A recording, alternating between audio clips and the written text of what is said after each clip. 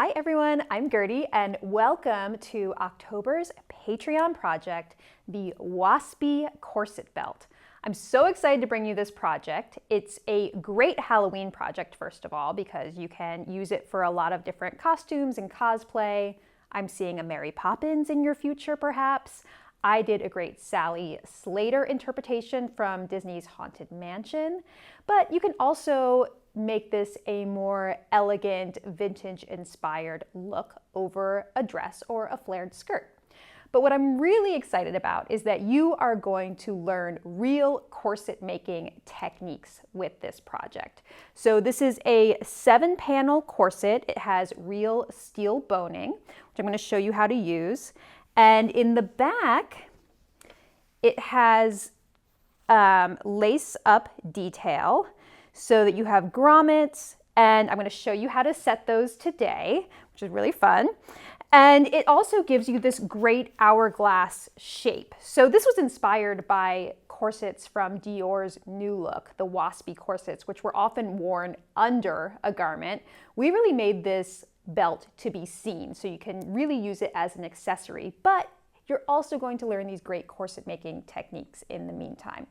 So let's get started. Your merit badge technique for this month is hardware. So you're going to be doing a lot of mallet pounding and steel bone cutting and all sorts of exciting stuff to get your aggression out. So I hope you're ready. Let's get started.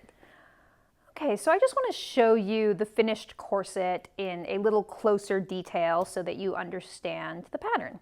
So as you can see, this is a very narrow corset belt, has really nice hourglass shaping to it. It has boning channels throughout, bias binding at the top and bottom. And it has 7 panels, and we'll look at the pattern in more detail in the next scene. It has 7 panels going around to center back. So 1 is center front, going around to 7 at center back. And you can see there's an opening in center back with lacing and grommets. So this is not your really traditional style corset, which would have a busk opening up center front. This is more of an accessory type corset, which only has the opening in the back. So you'll need enough length in your lacing to be able to open it up as far as you can and pull it on over your head. So keep that in mind. But I have made this version in a silk shantung. Oh, I'm sorry, no, it's a dupioni, right? Really beautiful Bordeaux. No, what would we call this? We would call this a wallowberry, I think is what the color is called. And then on the inside, you have a lovely black rose print coutil. So coutil is a specialty corset making fabric, which we'll be talking about a bit more. But this is essentially a 2-layer corset, the outer fabric and then the inner coutil. And I did stabilize my outer fabric with fusible interfacing, and we'll be talking a little bit more about that. But it's, it's a bit of a light corset because it's meant to be an accessory, but it still has this great steel bone structure as well as the 2-layer construction, and it feels really strong and sturdy. So I can't wait to show you how to make it. Let's look at the pattern in a little bit more detail. So I feel like it helps if you lay it out as it's going to be sewn, pieces 1 through 7 in order. And if you look at these pieces, you can see that center front is the only one that is not cut on a double layer. So you're only going to cut one of these flat, okay? So keep that in mind. And then every other piece is cut 2, all right, of your fashion fabric. That's what I'm calling the outer fabric, is your fashion fabric. So you would cut this in your fashion fabric, your interfacing, and your coutil inner layer. All right, so if you look at the pattern, it has notches at the waistline to help you line it up. And it also has the waistline marked, which you'll want to transfer to your lining fabric after you cut it, because this is where we are going to place the twill tape. And again, I'll be telling you more about all of this. A couple things to note on piece number 1 and piece number 7. Piece number 1 is center front.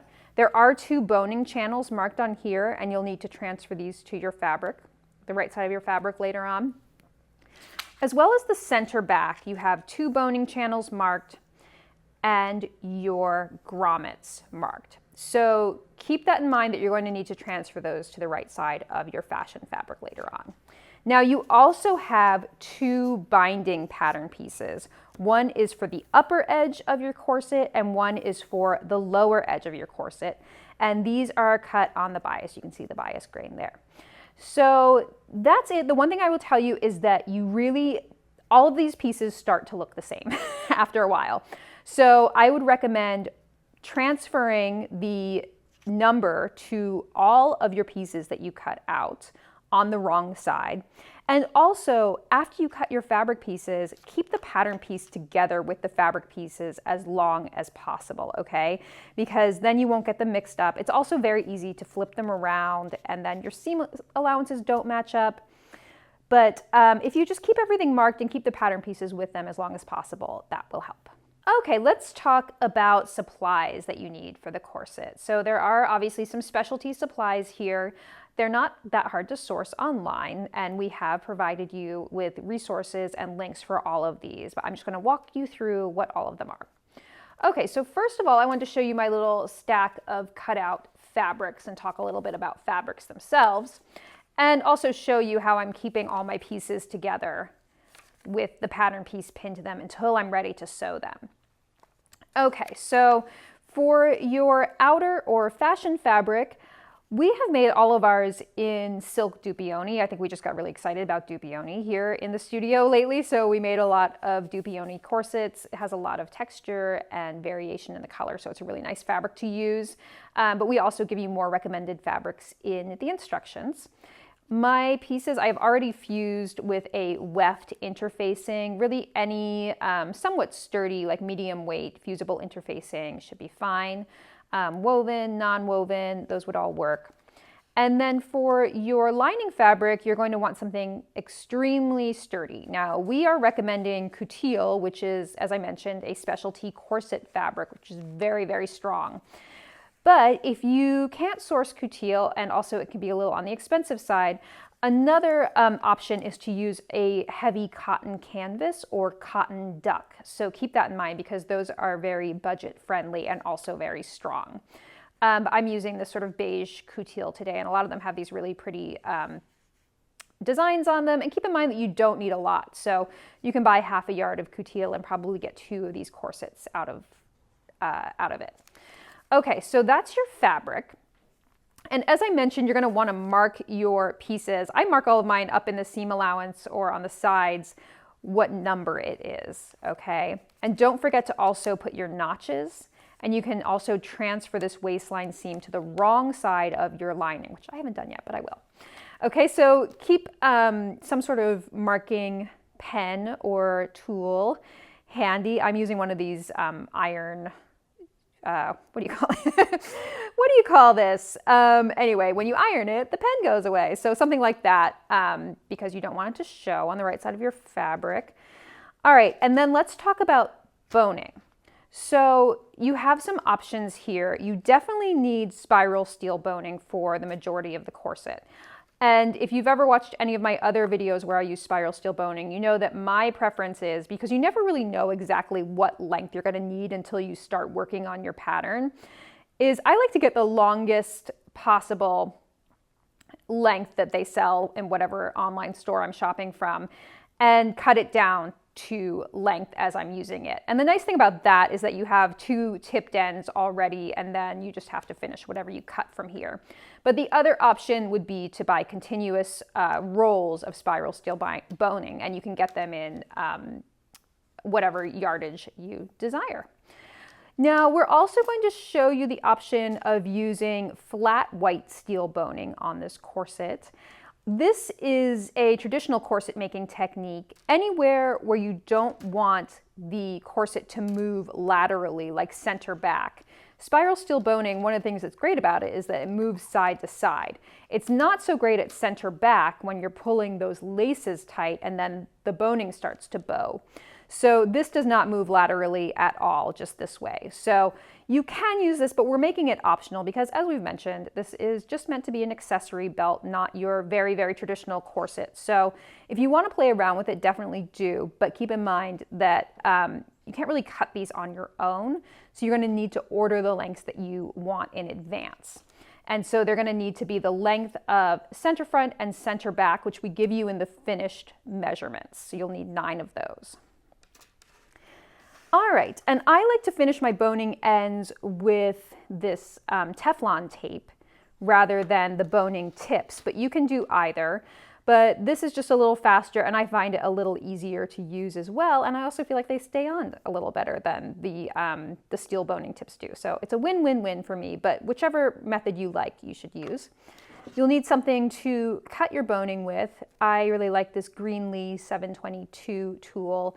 Cuts it with just one try, which is great. So this is sold on Amazon. We give you a link to that if you're interested. But you can also use wire nips or something like that. It's just a little bit more of a process, shall we say. All right, so then for your grommets on the back, you'll need a grommet kit. I really like this one, and this is what I'm going to be showing you today. We give you a link for this as well. It has everything you need to set grommets. So it has all the tools that you're going to need except for your mallet. So you'll need a separate mallet. So grab a mallet. And then you'll also, if it doesn't come with your grommet kit, you will need the grommets themselves. The size that we are using is 00. And remember that you need to get the grommet kit by size of the grommet as well. So this is a size 00 grommet kit. All right, you will need thread to match both your outer fabric and your lining fabric. And just all-purpose polyester thread is fine. You will also need twill tape. Now this goes at the waistline between the 2 layers. And this keeps your waist from stretching out when you lace the corset tight and make sure that it cinches you really well, which is obviously what you want a corset to do. So I got this really nice heavy twill tape from one of the online corset supply stores that I like. And again, we'll link you to that. But any 3/4 of an inch wide twill tape will do for this. And you need a length that is as long as the finished corset waist measurement, which again, you can find in the instructions. And finally, you need something to lace your corset with. So you can get specialty corset lacing, which is what this is. And this is kind of cool because it's a tube, right? So it's like double-sided and it's very strong. Sadly, only comes in white and black. So if you want something a little more exciting, you can certainly use a poly satin ribbon. 3/8 of an inch, maybe even 1/2 an inch would work.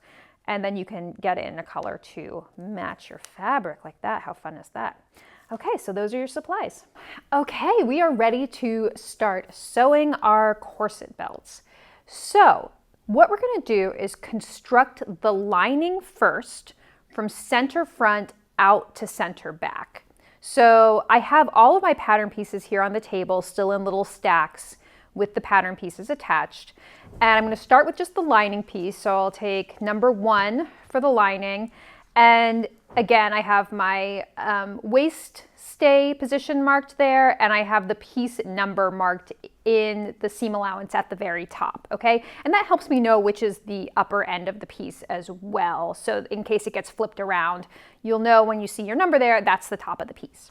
All right, so piece number 1, and now I'm gonna grab my 2 piece number 2s, right? And I'm gonna start constructing these right sides together like this.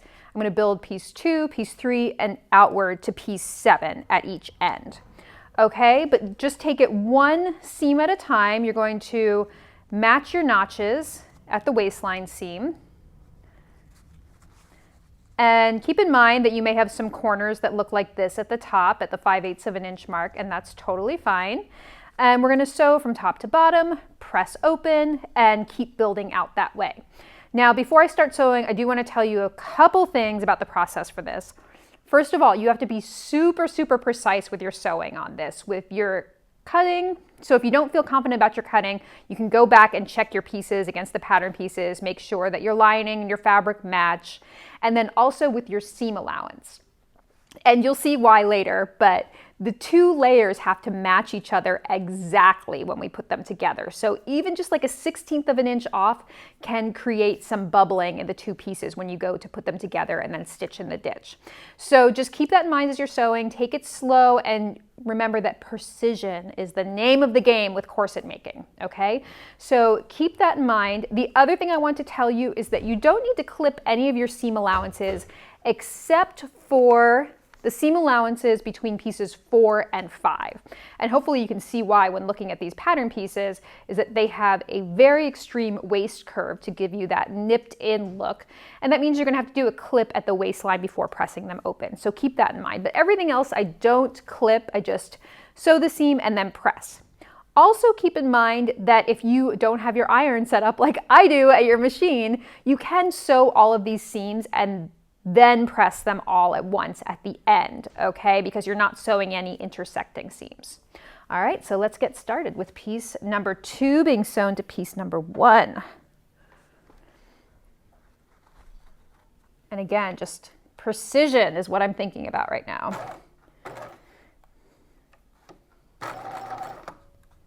Making sure that my pieces are right on top of each other. They're lined up at that raw edge, and that my raw edges are exactly matching up with that 5/8 of an inch seam allowance mark.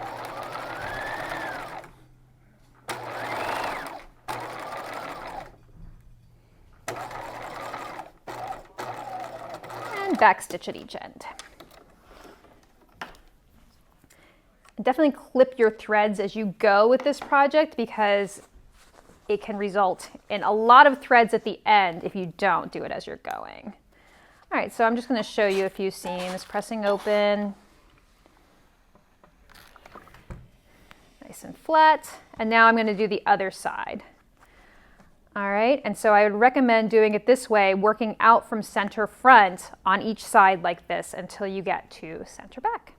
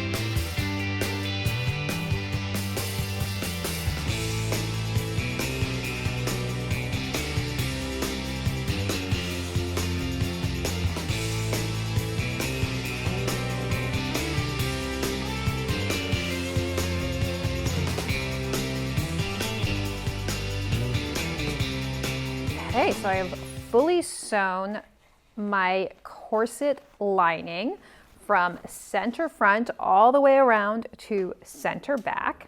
And you can see at the side seams, you really have to clip in there, and then you kind of have to mold that seam so that it pinches inward in a little hourglass shape.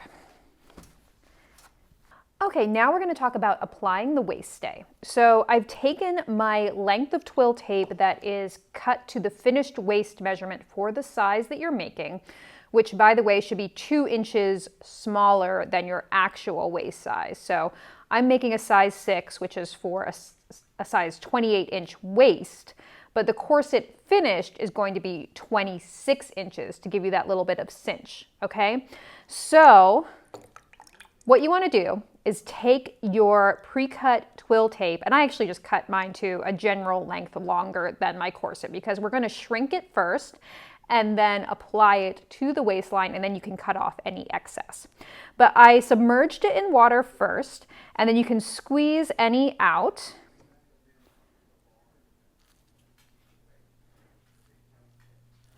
And now we're going to steam it on the ironing board. And this little tip will just help you shrink out any excess. And I kind of like to stretch my twill tape as I'm pressing it as well. Ooh, and you can see I got a little gunk on my iron, which is coming off, unfortunately, on my twill tape. Clean your iron, everyone. Stretch it a little bit like this as you're steaming it. And what this does is it helps get out any stretch that might have happened after wearing the corset, which you don't want in the corset. You don't want it to stretch at all. You really want it to cinch the body, right? So we're going to just remove any stretch that might happen preemptively before you wear it. All right, so I'm just going to keep doing this until my twill tape is dry. Okay, so now that I have pre-shrunk my twill tape, I'm going to apply it to the wrong side of the corset lining. So take that twill tape, and starting at one side of center back, you're going to match it up to those lines you drew in on the wrong side. So the bottom edge of the twill tape should align with your markings on your lining pieces on the wrong side. And you're going to be stitching in the ditch at each seam to connect the twill tape to the lining. And this is a little tricky because you have to align it on the wrong side, and then from the right side, put a pin through the seam like that, because we're going to be stitching from the right side. Okay, so continue on in this way, aligning from the wrong side, pinning from the right side. And the tape is not going to be secured at all between the panels, between the seams on the panels itself. It's only secured at each seam.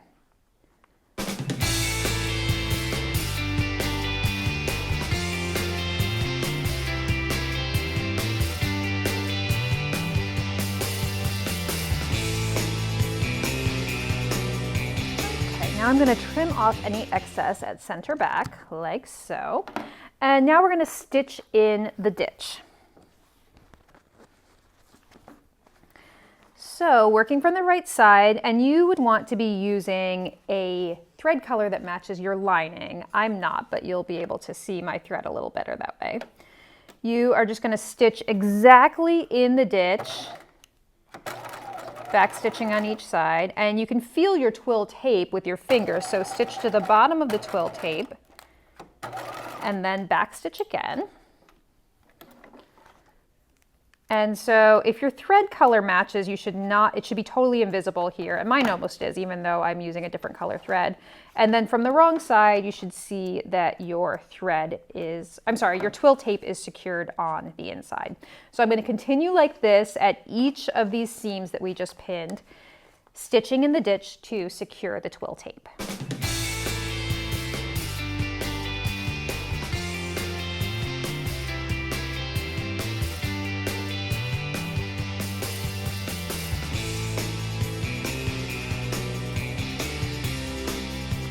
Okay, so my twill tape is fully tacked in there by stitching in the ditch at each seam.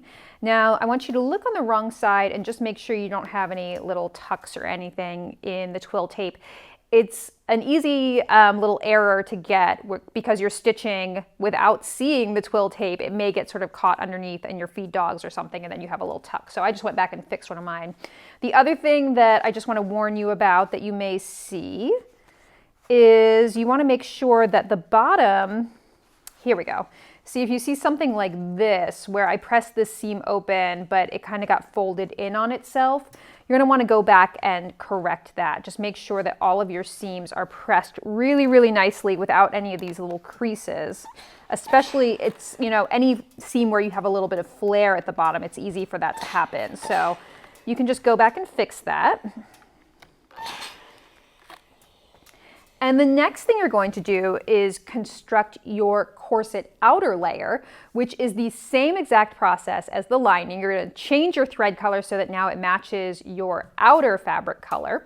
And you're going to do that same process with the outer fabric pieces, which should be interfaced already, starting from piece number 1 and building outward piece number 1 to piece number 7 at each center back. Okay, so do that with your outer pieces, and then we'll have a fully constructed outer corset and a fully constructed inner corset that are ready to sew together. Okay, so now we're going to sew the main pattern pieces, the outer corset, just the same way you did the lining, just building it outward from center front out to center back, pieces 1 through 7. And this sewing is super straightforward. Again, it's all about that precision and being really deliberate with your seam allowances so that we don't have any surprises when we go to put the 2 layers together in an upcoming scene. So yeah, all of this sewing is very straightforward, and I think the really new skills we're going to get into this month are the hardware skills. So setting those grommets, steel boning, all of that. So for now, you're just sewing straight lines, and then we'll get into our merit badge hardware skills a little later on.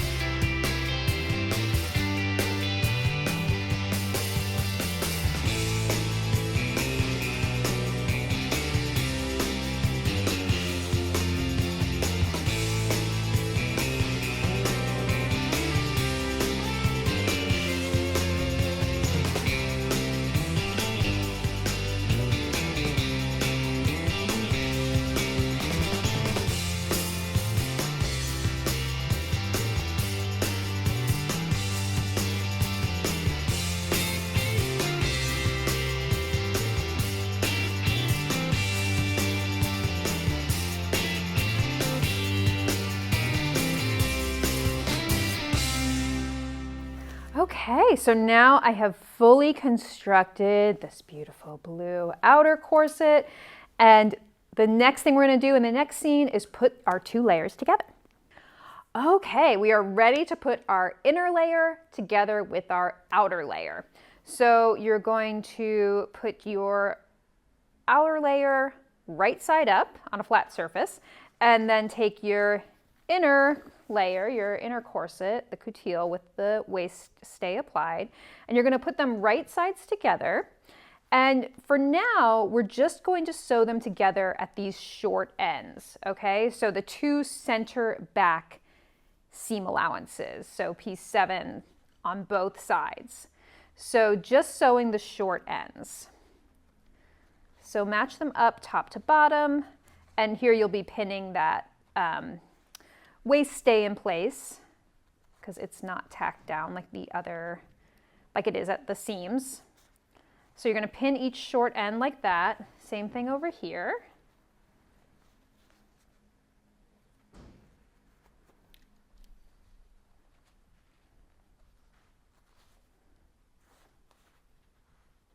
Really make sure it matches top to bottom before you sew.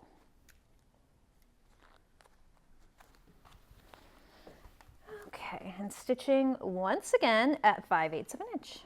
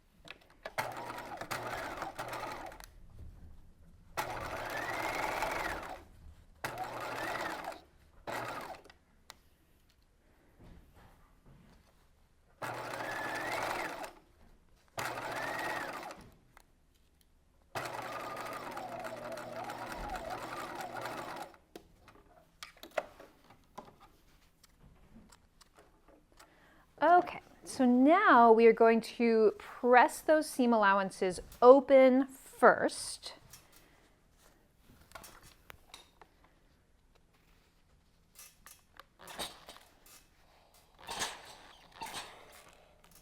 And one tip that I'm sure people have told me a million times in the comments of my videos is if you're having trouble pressing seam allowances open, like you're getting a little bit of resistance, then one thing you can do is press them flat first on both sides. It kind of warms up the seam and it will make it a little more malleable and easier to press open. So that's a piece of advice that I never follow myself, but you should give it a try. All right, so press those seam allowances open.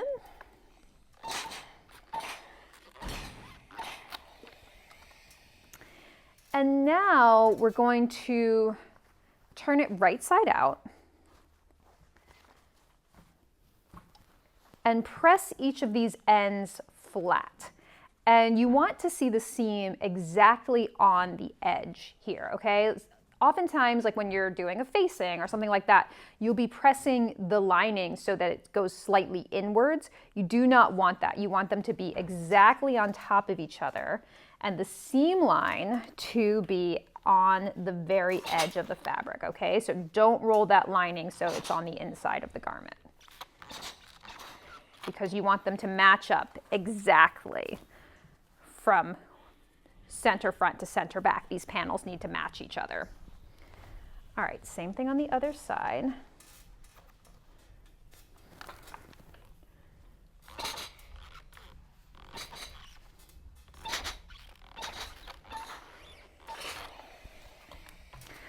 Okay, so we have two finished short ends. And now what we're going to do is where you will see why it was so important for your panels to match up. We are going to match each of these seam lines, the lining to the outer fabric, and you're going to pin through the seam line, and you're going to make sure that they match on both sides. This is a sort of fiddly process that takes a little while, so give yourself some time for this step. We're going to stitch in the ditch of each of these seam lines to make these two layers, inner and outer corset, lay super flat next to each other, okay? But this is why they needed to match up perfectly when you were cutting and then when you were sewing too. But here's the process. Oops, you gotta make sure your seam allowances stay pressed open. Mine just kind of collapsed in on itself. The process is for each seam, you're gonna do this. You're gonna go down the seam line, make sure that it matches from the outer layer to the lining, put them right on top of each other, and then put a pin through making sure that it aligns on both sides.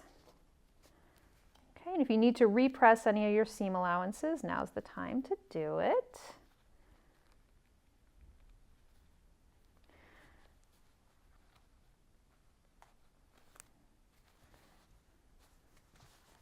And now's the time to be super, super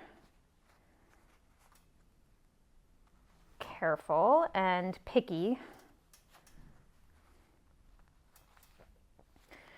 All right, so you can see I pinned all the way down that seam, and you can continue pinning like that, but I'm going to show you the process for sewing it next on this one seam. I'm going to take it to my machine and I'm going to stitch in the ditch from the right side.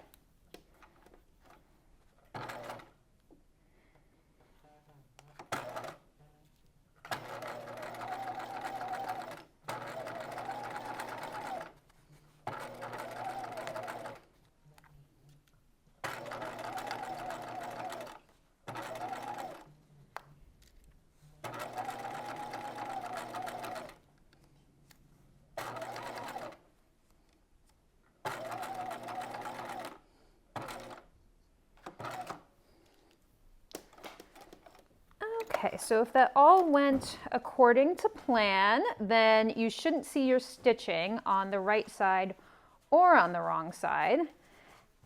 And your two layers will now be starting to become one together. So I'm going to continue like that, pinning each one of those seams in a very painstaking, careful way and stitching in the ditch.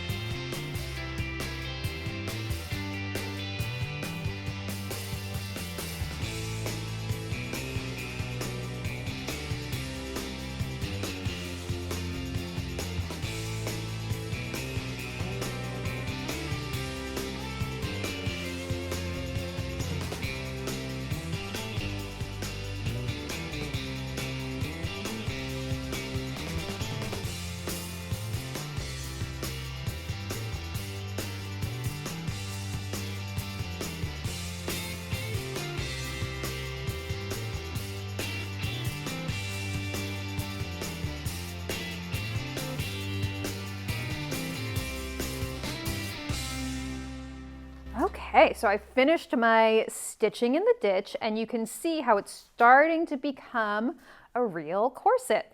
So, and it will start to meld together even more in the next steps when we sew the boning channels and insert the boning. So we'll come back and sew our channels. Okay, so now that you have stitched in the ditch, melding your two layers together, we are going to start to create our boning channels. And the way we're going to do that is on every seam that you just stitched, and there is one exception, which I will get to in just a minute, on every seam you're going to stitch on either side of it, top stitching, 3/8 of an inch from the seam line. Okay, so I'm going to top stitch here, top stitch there, there, there, and so on. And the only exception is when you get to the center back panel, you're only going to top stitch on one side of it. Don't top stitch on the side closest to center back, because this is where you have the grommet panel, okay? So there are marked lines for boning, which we're going to transfer in the next step. But for now, just top stitch from on either side of each seam line except for the center back one, which you're only going to top stitch on the side furthest away from center back. So I'm going to start at let's start one of these center front panels. And what you can do is just use your presser foot. I'm going to align it with the seam line itself. And then I moved my needle to the right, so it was 3/8 of an inch from this edge of the presser foot. And now I can just stitch. Using my presser foot as my guide, aligning it with the seam line.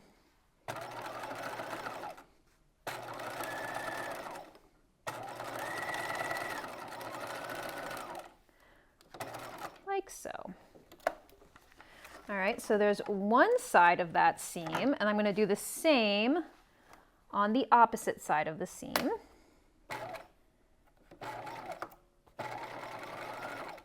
And as you're doing this top stitching, just make sure that your layers stay nice and flat.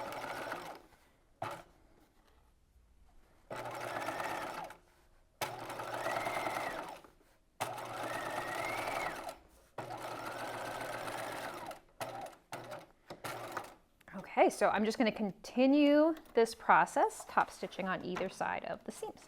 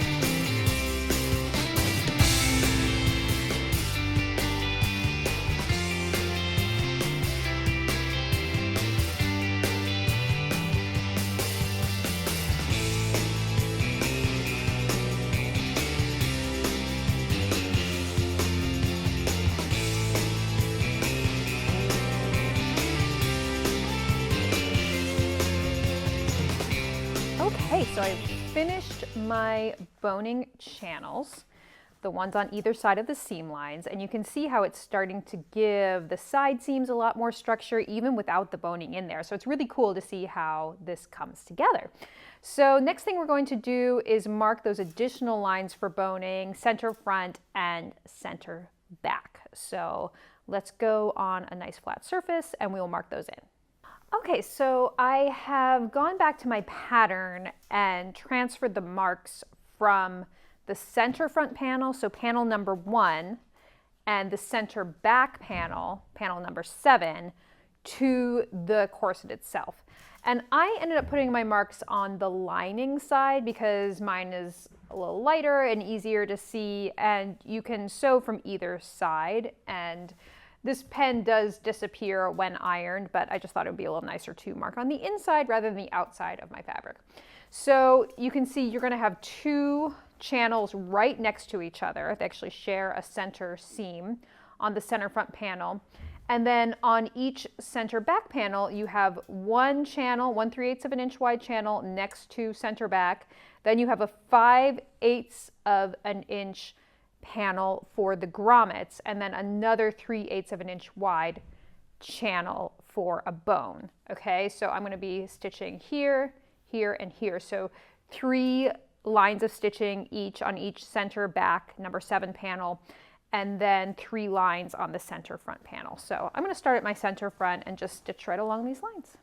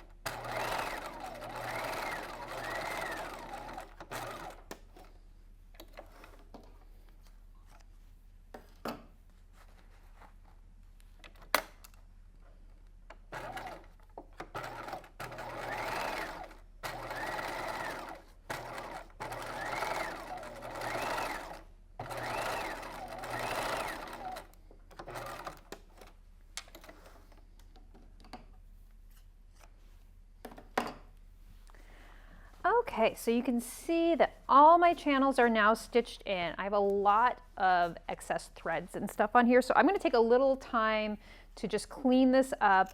And the other thing that you can do now is any seam allowance corners that you see on the top, you can clean those up as well. So just level those off with the top of the corset and just trim off any extra threads from all those lines of stitching that we just did, just to get it nice and clean for the next step, which is inserting boning into the channels. Okay, so now we are going to insert our bones into the channels that you just created. So first I want to talk about this flat white boning, which I did mention it was optional because I didn't want you to have to order too many supplies for your very first corset, especially since this is more of an accessory than a hardcore waist training corset. So, but if you do want to dabble a little bit in more advanced corset materials, I would really recommend getting some of these bones. You can order them from the same place where I recommend getting your spiral steel bones, and you just have to make sure you know what length to get. So, and the bare minimum would be putting these in your center back panels on either side of this grommet channel right here, or panel, I guess we should call it.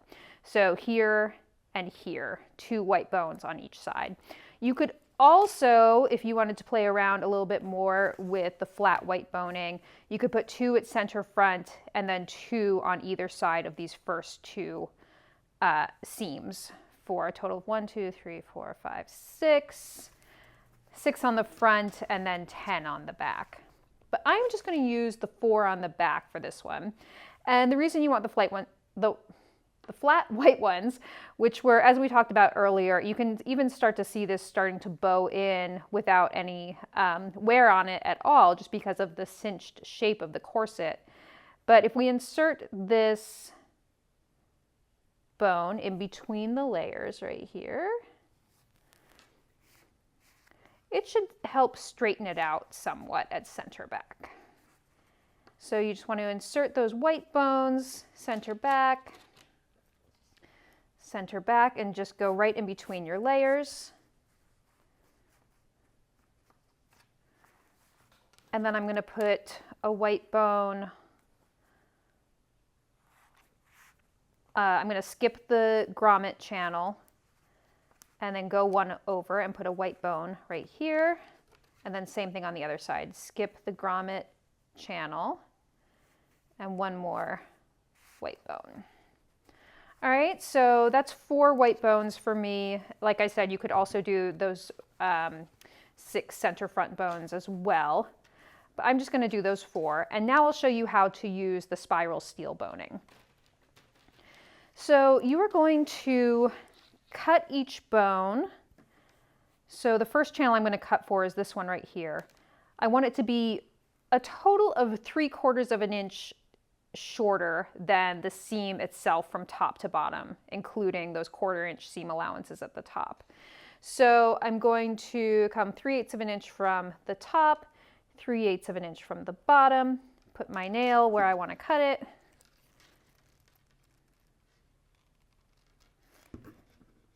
and cut that to length.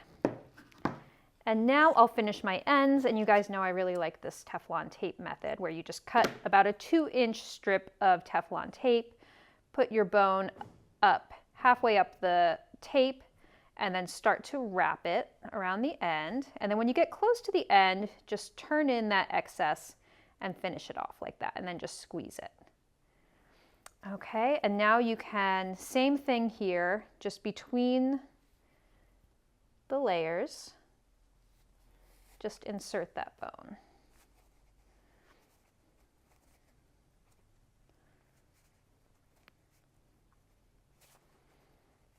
Okay, and now we're going to keep going just like that, making sure that you have a bone in all of these channels.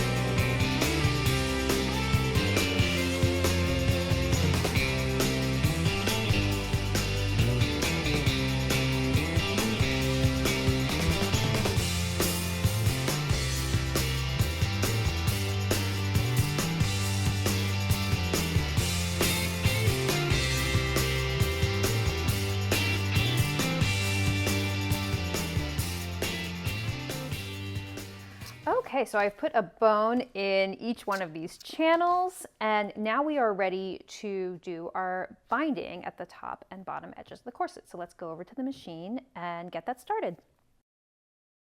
Okay, so we have all of our bones in our channels and we are ready to apply the binding. So I'm going to start with the top binding. So these are both marked. This is the bottom. So grab your top binding, which goes along the upper edge of the corset. And keep in mind that bias fabric, once it's cut on the bias, it really stretches. And I found that if you're going to use a Dupioni like we did, it has a lot less stability than I thought it would on the bias. So what I found was that I would apply the bias and then I would have like 2 inches left over because of the stretching from the bias. So just keep in mind that we did draft these bias pieces to the exact length of the upper and lower edges with seam allowances on each end. But you may find that if your fabric stretches a little bit, that you may have some left over, in which case you just need to trim it. So we'll talk about that once we get to that part. But what you're going to do is you're going to start at one edge and you're going to right sides together, put the bias matching one raw edge with the raw upper edge of the corset.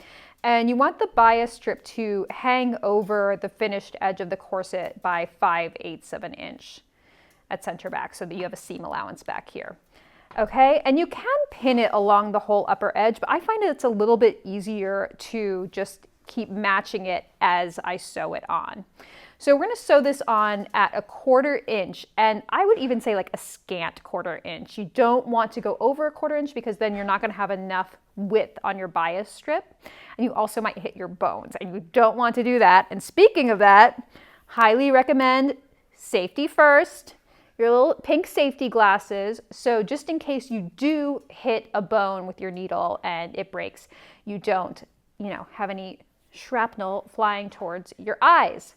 So I'm going to start stitching, but I do like to with my hands just make sure that I'm not going to stitch on a bone, right? So you can kind of be feeling as you go to make sure that there aren't any bones at the where you're going to be stitching. Okay, so let's get started. Upper edge here, using a straight stitch.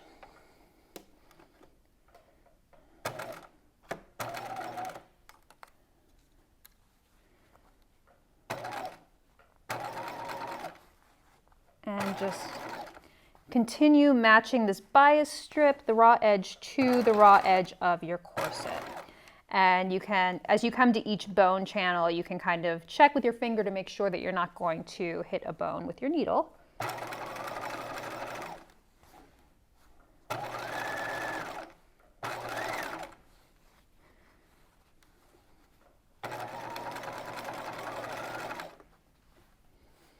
Okay, looking good.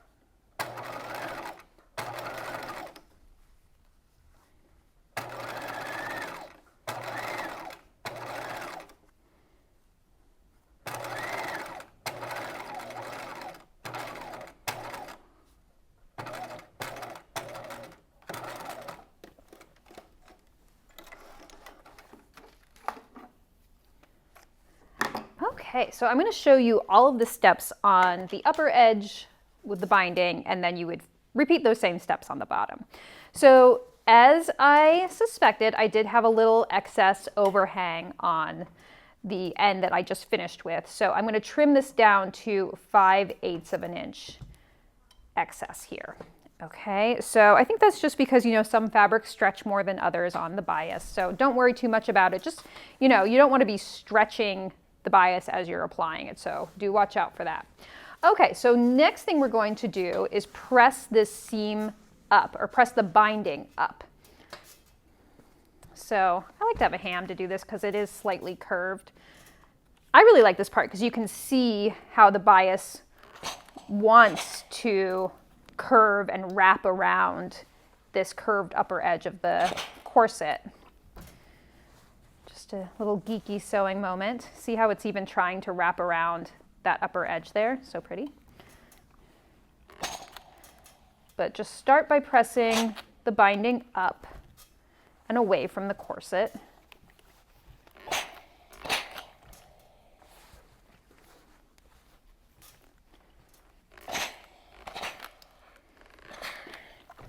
Okay, and now you can work from the inside and wrap the bias to the inside of the corset and press again. So you can see how it's going to look. See how pretty that is? And then the final step will be to turn this in, that raw edge right there, turn it in one more time. And you want it to be covering your line of stitching right here where you stitch the bias on. So don't turn it in too much because we're going to be stitching in the ditch right here. So you want to make sure that you have enough to cover that line of stitching because that's where you're going to stitch in the ditch. Okay, and then final thing would be to turn in these seam allowances here. This is one of these things that's a little bit fiddly. But you're going to turn in the raw seam allowances on the end. And once you're happy with how it looks, then you can give it a nice press. But that's about what you're looking for at center back. You want it to look nice and finished like that. Okay, so I'm just going to keep going, pressing that upper edge and then turning in that raw edge of the bias and pressing again.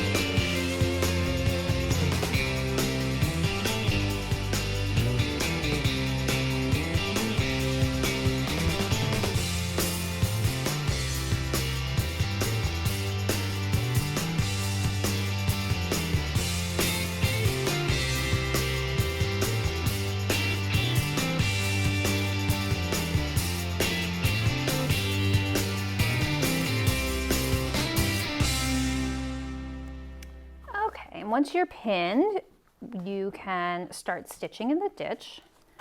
Again, I would recommend your safety goggles here. So the ditch you're stitching in is right here where you first sewed on the binding.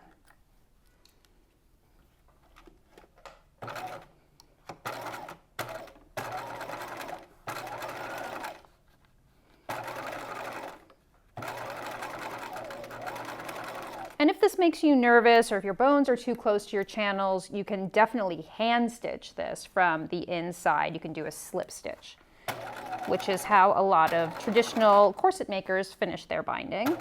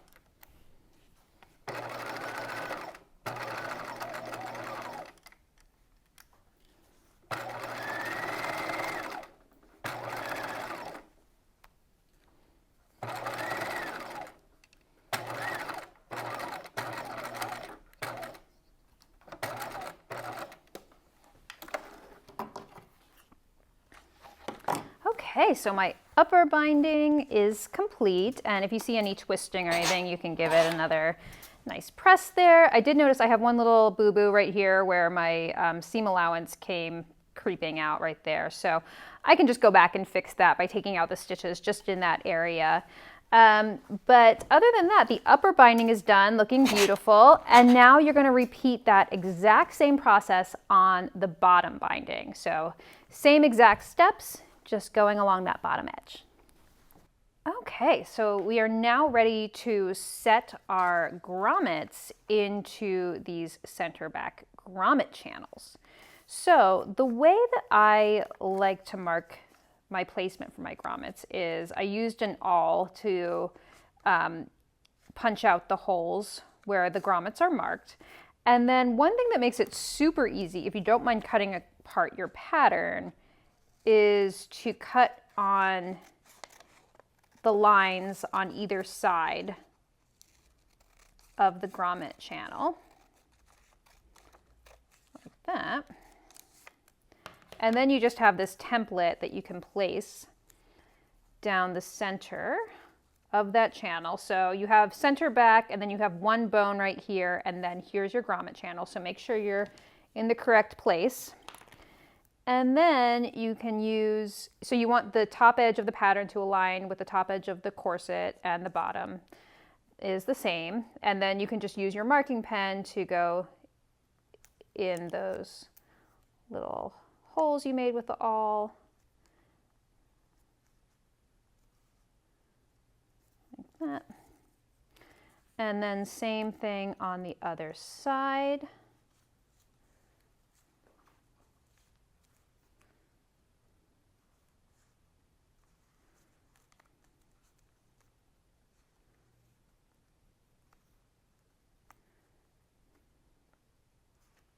Oops. Make sure you're right in the center there, which I was not quite. There we go. See, that was a little mistake. It's fine. It'll be covered up with the grommet. Okay, so now, very exciting, we are going to start making the holes for the grommets. So from your grommet kit, you are going to take the wood block and this piece. I think it's called a die cutter. So you are going to isolate one end of the corset like this, put the wood block underneath where you're going to be working, and then take this sharp end of the cutter and center it on one of your holes, or one of your grommet marks. And then use the mallet, and you don't need to use a lot of force like you do for actually setting the grommets. But there you go, you can see how nice and clean that looks. So we're just going to continue in this way, making the holes where the grommets will be set. I feel like my cutter got a little dull, so it might take a little more elbow grease than it did when I first got it. There we go. So this is super fun, very satisfying.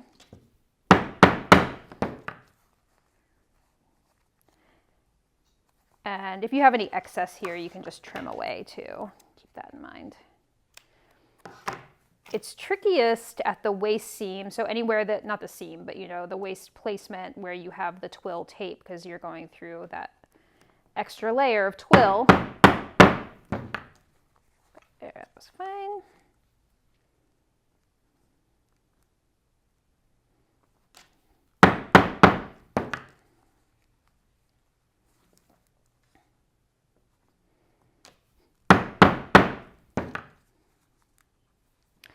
And I'm going to repeat that whole process on the other side of the opening.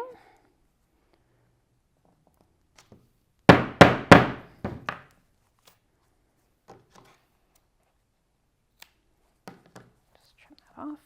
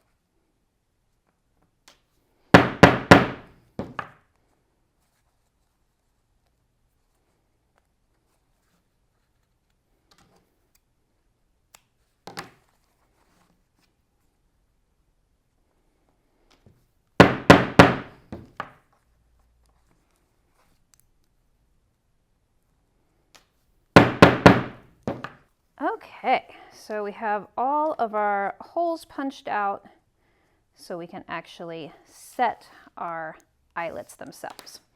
Okay, so what you need next are your eyelets.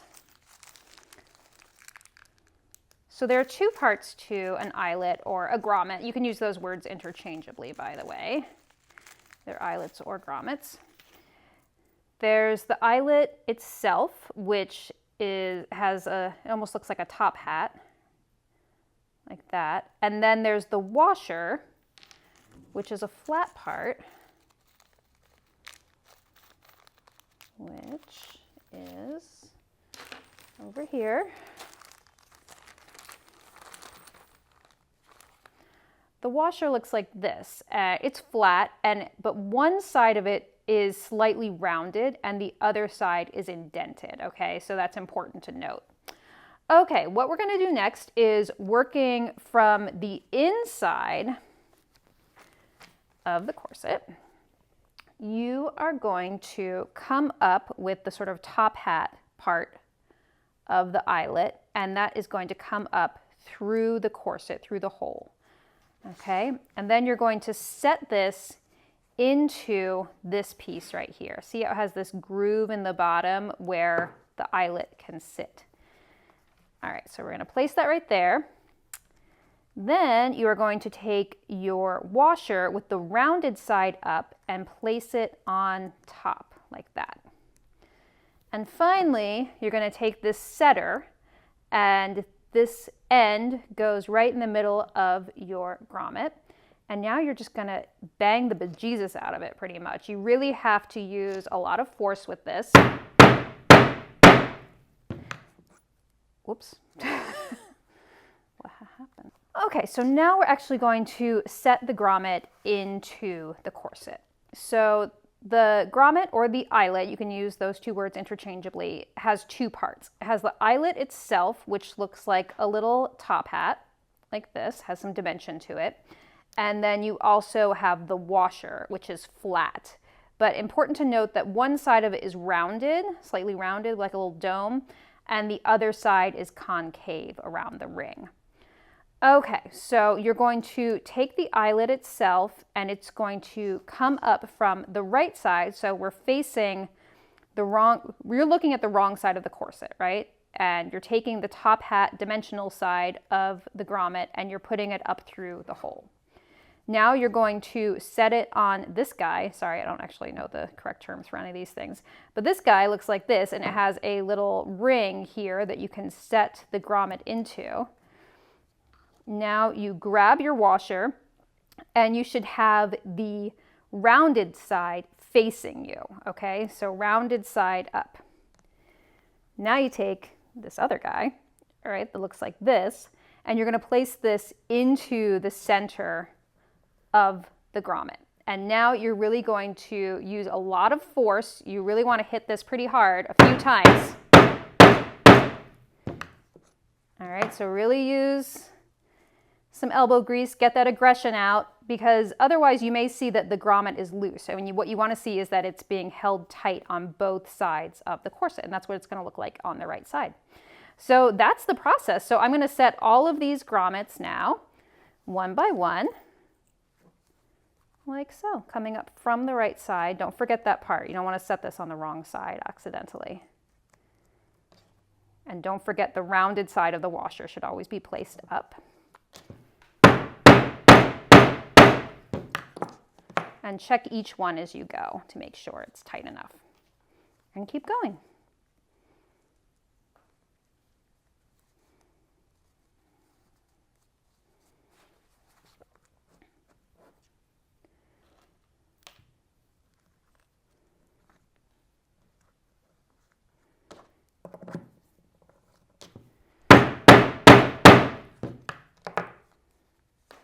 How's Hattie liking this?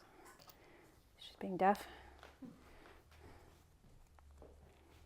No awareness. And I love that selectively deaf little queen. She's like, I'm fine now.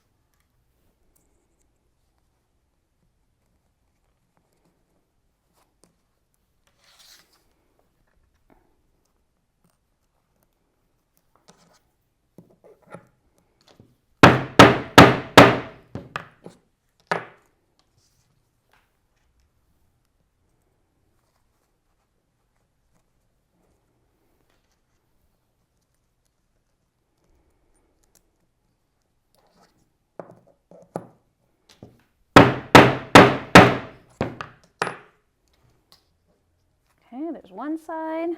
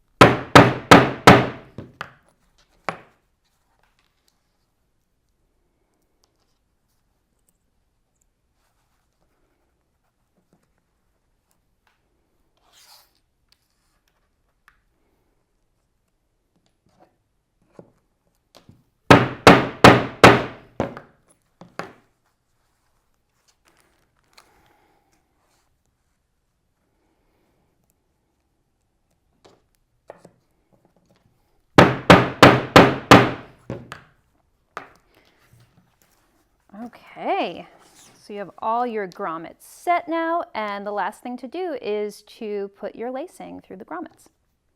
Okay, so I'm going to show you how to lace your corset now. So the samples that we photographed, I used the actual corset lacing that's intended for corset lacing, but for this sample I thought it'd be really fun to show a ribbon example because it looks so pretty. So I cut off 5 yards of ribbon. And keep in mind, I gave 5 yards as a sort of guideline. I think it should work for you, but if it doesn't, if you're worried about it getting over, like if you don't feel like you don't have a lot of mobility in your upper body and you feel like you're going to need the corset to stretch a lot wider to get over your shoulders, or if you're worried about it, just cut yourself a couple yards extra, and you can always trim it later after you've laced it up the first time to see how much you really need. But 5 yards is sort of a median guideline. Okay, so what I did was I divided my 5 yards of ribbon in half. So I found the center point. And then I have 2 ends, right? So I'm going to start lacing the upper grommets,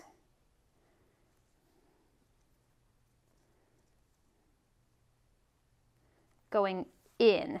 And that's the key, is that you're always going to want to go inward like this. You don't want to be coming up through the wrong side. All right, so now I'm going to just match these 2 ends and pull them all the way through.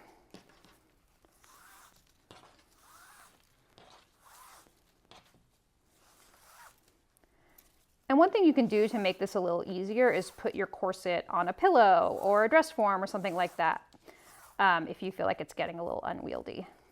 Okay, and now you're going to want to make sure that your ribbon isn't twisted at all, which mine is very twisted. So let me just fix this. Ribbon does tend to twist and be noticeably twisted a little bit more than cording does, so just keep that in mind when you're making your choices. Okay, so now I'm going to pull one end underneath, and it's going to go to the opposite side, and again, always going in from the right side. Pull this all the way through.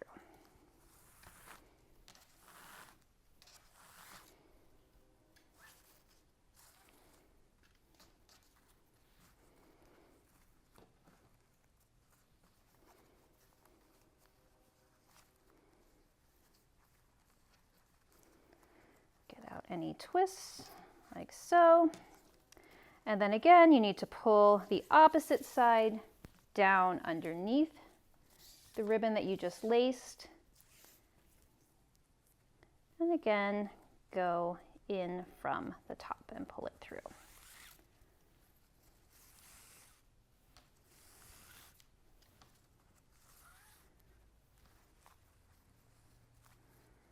Okay, and you're going to keep going like this, putting the ribbon in through the right side, like so, until you get to the bottom.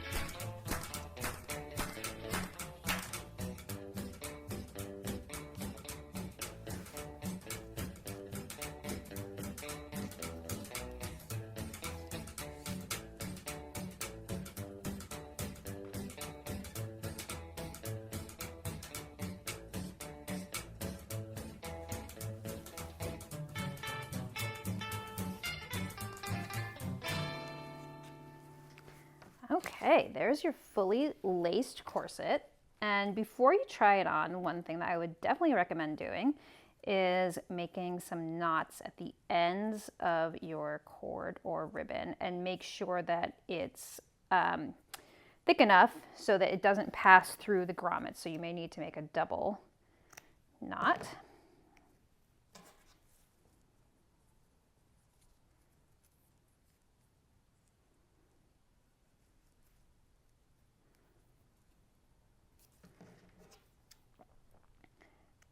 And then what you'll want to do is open this back up again so that you have it wide enough so that you can get it over your head and over your shoulders, and then you'll be able to put it on and cinch it back up again and tie it in a bow. Now the thing about corsets is that you're going to have a lot of excess ribbon. Even if you end up cutting this shorter, you're still going to have a lot of excess here. So what most people do is tie it in a little bow here and then just tuck the excess in underneath the corset itself to hide it while you're wearing it. Okay, everyone, so here is your finished Waspie Corset Belt.